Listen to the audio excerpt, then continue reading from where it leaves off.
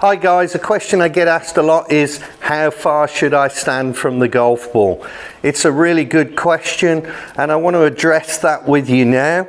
Hopefully it'll knock a few shots off your score, lower your handicap, improve your golf swing, etc.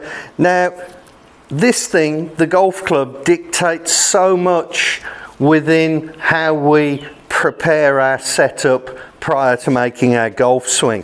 Now the key here is the base or the sole of the club here should be flat on the ground, and it's something we do first. It's not something we do after we've tried to concoct some form of position before we put the club down on the ground. You'll see a lot of players, a lot of tour players putting the club down first.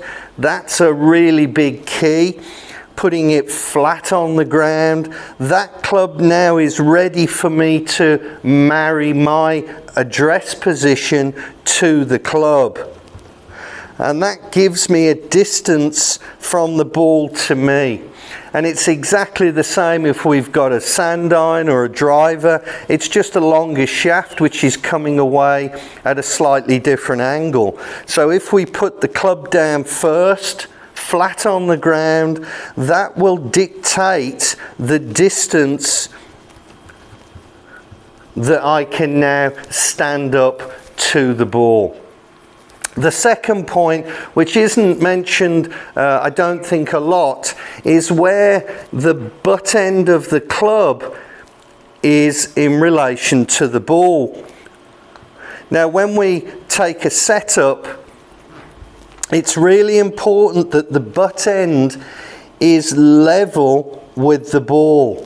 It's not a straight shaft straight up from the club head, because it isn't designed like that. It's designed like that. So this end, the butt end of the club, is a little bit in front of the club face. So when the ball is there, this end is now level with the ball. It's another little key point that helps you with your setup.